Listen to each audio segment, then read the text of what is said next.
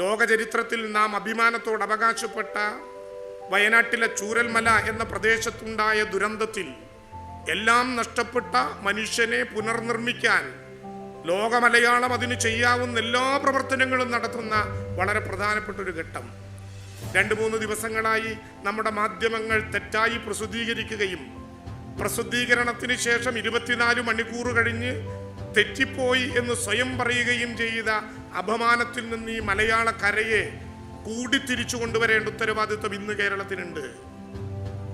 ദുരന്തം നടക്കുന്ന കാലത്ത് ഓഗസ്റ്റ് 9 കേന്ദ്ര സംഘത്തിന്റെ മുമ്പാകെ അവതരിപ്പിച്ച ഒരു കണക്ക്, ആഗസ്റ്റ് 17 മെമ്മോറാണ്ടമായി കേന്ദ്ര ഗവൺമെന്റിന്റെ മുമ്പാകെ സമർപ്പിച്ച ഒരു മെമ്മോറാണ്ടം, ആഗസ്റ്റ് 23 കോടതിയുടെ നിർദ്ദേശമനുസരിച്ച് കോടതിക്ക് മുമ്പാകെ വയ്ക്കുകയും വയനാട് ദുരന്തവുമായി ബന്ധപ്പെട്ട കോടതിയെ സഹായിക്കാൻ വെച്ച 2 അമിക്കസ് ക്യൂറികൾ ശരിയെന്ന് രേഖപ്പെടുത്തുകയും ചെയ്ത ഒരു മെമ്മോറാണ്ടം, അതിൽ നിന്ന് ലഭ്യമാകുന്ന കൊച്ചു വിവരങ്ങൾ മാത്രം എടുത്ത് തെറ്റായ വിധത്തിൽ വ്യാഖ്യാനിച്ച് കേരളം ഏതാണ്ട് ഏതോ നഷ്ടത്തിന് കണക്കെഴുതിയെടുത്തു എന്ന് പറയപ്പെടും പ്രകാരം കേരളത്തിൽ അവതരിപ്പിച്ചപ്പോൾ ആ പ്രവർത്തനങ്ങളിൽ മനസ്സു നൊന്തും പ്രവർത്തിച്ചു നിന്ന 10,000-കണക്കിന് മനുഷ്യർ അക്ഷരാർത്ഥത്തിൽ പ്രയാസം അനുഭവിച്ചില്ലേ?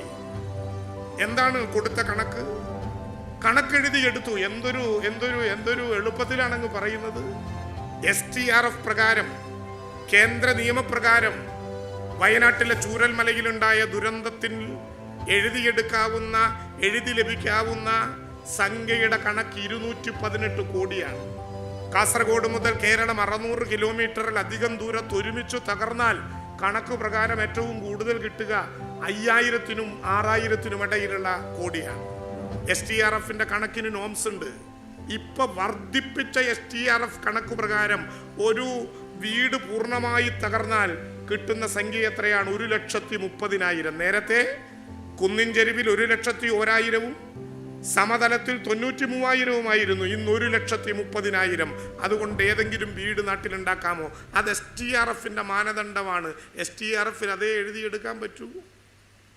ഞാൻ വില്ലേജ് ഓഫീസർമാരോട് ചോദിക്കട്ടെ, ഒരു വാഴ തകർന്നു പോയാൽ, നശിച്ചു പോയാൽ, അത് ചങ്ങാലിക്കോടനാകട്ടെ, എത്ര കിട്ടും? 5 രൂപ 20 പൈസ. ബാക്കി മുഴുവൻ പൈസയും കേരളം അതിൻ്റെ CMDRFിൽ നിന്ന് ഇടണം. STRFിലെ പണം എഴുതിയെടുക്കാൻ ആർക്കെങ്കിലും പറ്റുമോ? അതിന് കണക്ക് വേണം. CMDRFിലെ കണക്ക് പിന്നെ പണം എഴുതിയെടുക്കാൻ ആരോടെങ്കിലും അഭ്യർത്ഥിക്കണോ? വേണ്ട, കേരളത്തിലെ ഗവൺമെന്റ് ചെയ്താൽ മതി. അപ്പോൾ നമ്മൾ എന്താണ് ആവശ്യപ്പെടുന്നത്?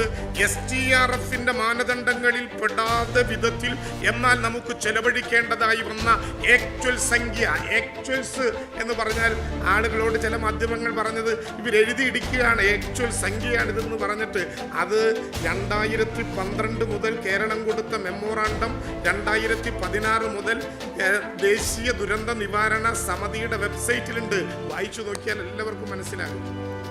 വിമാനത്തിന് പണം എഴുതിയെടുത്തു 17 കോടി. വിമാനത്തിന് ആരെഴുതിയെടുക്കും പണം? ഇവിടുത്തെ ടാക്സി ഡ്രൈവർമാർക്ക് എഴുതിയെടുക്കാൻ പറ്റുമോ? ഗവൺമെന്റിന് എഴുതിയെടുക്കാൻ പറ്റുമോ? തഹസിൽദാർക്ക് എഴുതിയെടുക്കാൻ പറ്റുമോ?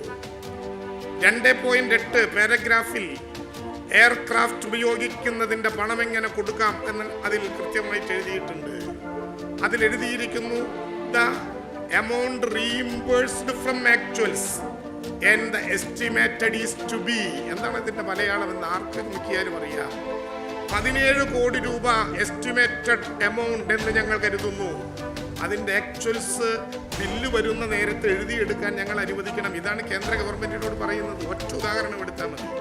2018 അന്നത്തെ ഭീകരമായ ദുരന്തമുണ്ടാക്കിയപ്പോൾ സെർച്ച് ആൻഡ് റെസ്ക്യൂ വിഭാഗത്തിൽ കേരളം ആവശ്യപ്പെട്ടത് 271 കോടി രൂപയാണ് ആക്ച്വൽസ്. അന്നും ബ്രാക്കറ്റിൽ എഴുതിയിട്ടുണ്ട് ആക്ച്വൽസ് ഒരു പുതിയ കണക്കല്ല. കേന്ദ്ര ഗവൺമെന്റ് അത് പരിശോധിച്ചിട്ട് ദേശീയ ദുരന്ത നിവാരണ അതോറിറ്റി പറഞ്ഞു, ശരി, ഞങ്ങൾ ഇത് അംഗീകരിക്കുന്നു, തൽക്കാലം 70 കോടി രൂപ പിടിക്കുക. 70 കോടി രൂപ പിടിച്ചിരുന്നു. 1 വർഷക്കാലം കഴിഞ്ഞ് IAF അതിന്റെ ബില്ല് തന്നു. ഇന്ത്യൻ എയർഫോഴ്സ് 102 കോടി രൂപ വിമാന സർവീസിന്. നമ്മുടെ കയ്യിൽ കേന്ദ്രം ആ എമൗണ്ടിൽ തന്നിട്ടുള്ളത് 70 കോടി രൂപയാണ്. അപ്പോൾ എന്ത് ചെയ്യണം? കേന്ദ്രത്തിനോട് പറഞ്ഞു, നിങ്ങൾ ഞങ്ങളുടെ ആക്ച്വൽസ് സമ്മതിച്ചു, ഇതാ 102 കോടി രൂപയുടെ ബില്ല് തന്നിരിക്കുന്നു. കേന്ദ്രം പറഞ്ഞു ശരി, ദുരന്ത നിവാരണ അതോറിറ്റി പറഞ്ഞു ശരി, 70 നിങ്ങളുടെ കയ്യിലുണ്ടല്ലോ, ബാക്കി 32 STRFിൽ നിന്ന് നിങ്ങൾക്ക് എടുക്കാം. അതിനാണ് ആക്ച്വൽ കണക്ക് നമ്മൾ സമർപ്പിക്കുന്നത്. ആഗസ്റ്റ് 9 ദുരന്തമുണ്ടായി 9 ദിവസത്തിനകം കേരളത്തിന് കിട്ടാനുള്ള പണത്തിനെ കുറിച്ച് കേന്ദ്ര സംഘത്തിന്റെ മുമ്പിൽ സമർപ്പിച്ചൊരു കണക്ക്, 17-ാം തീയതി കുറച്ചുകൂടി ഫെറിഷിംഗ് ആയി കേരളത്തിന് നഷ്ടം എത്ര എന്ന് കരുതി നമ്മൾ കൊടുത്ത കണക്ക്, അത് ആഗസ്റ്റ് 23-ന് കേന്ദ്ര ഗവൺമെന്റിന്റെ കൊടുത്ത കണക്കെത്ര എന്ന് ചോദിച്ചപ്പോൾ കോടതിക്ക് മുമ്പാകെ സമർപ്പിച്ചൊരു കണക്ക് കാണിച്ചിട്ട് ഇത് കേരളം എഴുതിയെടുത്തൊരു കണക്കാണെന്ന് പറഞ്ഞാൽ കേരളത്തിനോടുള്ള അപമാനമല്ലേ അത്? 2012-13 നമ്മളൊക്കെ ജീവിച്ചിരിക്കുകയായിരുന്നല്ലോ. ഫ്ലഡ് ആൻഡ് ലാൻഡ് സ്ലൈഡ് കേന്ദ്രത്തിന് നമ്മൾ ആക്ച്വൽസായി ക്ലെയിം ചെയ്യാൻ കൊടുത്തത് 1428 കോടി 75 ലക്ഷം, കിട്ടിയത് 15 കോടി 96 ലക്ഷം. കഠിനമായ വരൾച്ച 2012-ൽ തന്നെ നമ്മൾ കൊടുത്ത കണക്ക് 3464 കോടി, കിട്ടിയ കാശ് 18 കോടി 31 ലക്ഷം. നമ്മൾ വീണ്ടും ഒരു സ്പെഷ്യൽ പാക്കേജ് ഉണ്ടാക്കി അന്നത്തെ മുഖ്യമന്ത്രിയുടെ നേതൃത്വത്തിൽ 2012-13 ഒരു സ്പെഷ്യൽ പാക്കേജ്. ഈ 3464-ഉം 1428-ഉം കൊടുത്തത് പോരാതെ ഇപ്പൊ തയ്യാറാക്കിയതുപോലെ ഒരു സ്പെഷ്യൽ പാക്കേജ് കൊടുത്തത് 4429, കിട്ടിയത് 61 കോടി 74 ലക്ഷം. ഞാൻ കണക്കൊന്നും പറഞ്ഞു പോവുകയല്ല. നമ്മളിങ്ങനെ കൊടുത്ത പണത്തിന് കേട്ടാൽ ആളുകൾ എഴുതിയെടുക്കുന്നതിനെ കുറിച്ച് പറഞ്ഞ് കേട്ടാൽ തോന്നും ഇതിപ്പോൾ കൊടുത്ത കണക്കാണ്, ഇതിനു മുമ്പ് കൊടുത്തതിൻ്റെ കാശ് ചില്ലറ പയ്യൊക്കെ തന്നിട്ട് ഇനി ഇത് മാത്രമേ ബാക്കിയുള്ളൂ. ഇതങ്ങ് ചോദിച്ചപ്പോൾ കൂടുതൽ കൊടുത്തു, ഒരു കൂടുതലും കൊടുത്തിട്ടില്ല. കേരളം പ്രതീക്ഷിക്കുന്ന കാശ് കൃത്യമായി അതിൽ എഴുതിയിട്ടുണ്ട്. The cost involved and estimated is to be. ഇപ്പോൾ ചെലവായതും ഇനി ചെലവഴിക്കാൻ പോകുന്നതുമായ പണത്തെക്കുറിച്ച് ഞങ്ങളുടെ ധാരണ ഇതാണ്. ആ ധാരണ കേന്ദ്ര ഗവൺമെന്റിന് പരിശോധിക്കാം, ദേശീയ ദുരന്ത നിവാരണ അതോറിറ്റിക്ക് പരിശോധിക്കാം. പരിശോധിച്ച് ആ പണം ആക്ച്വൽസ് എത്രയാണോ അത്ര തന്നാൽ മതി. നിറകൈകളോടെ തൊഴുത് 3.5 കോടി മലയാളിക്ക് വേണ്ടി ഞാൻ അഭ്യർത്ഥിക്കുന്നു. തെറ്റായ കാര്യങ്ങൾ അനാവശ്യമായി ഇങ്ങനെ പ്രതികരിക്കാനും ഇങ്ങനെ പ്രഖ്യാപിക്കാനും തയ്യാറാകരുത്. അതിൻ്റെ അപകടങ്ങളിൽ വീഴാൻ ഇടവരരുത്. കാരണം ചൂരൽമല കേവലം ഗവൺമെന്റിന്റെ പുനരുദ്ധാരണം മാത്രമല്ല, പ്രതിപക്ഷത്തിന്റെ പുനരുദ്ധാരണ പ്രവർത്തനം മാത്രമല്ല, പക്ഷമുള്ളവരും പക്ഷമില്ലാത്തവരും ഒക്കെ ഉൾപ്പെടെയുള്ള കേരളത്തിലെ 3.5 കോടി ലോകത്തുള്ള മലയാളിയും മലയാളിയല്ലാത്ത മനുഷ്യനും ഒരുമിച്ച് ഹൃദയം കൊടുത്തു തിരിച്ചെടുക്കാൻ പിടിക്കുകയാണ് നമ്മൾ ചൂരൽമലയെ.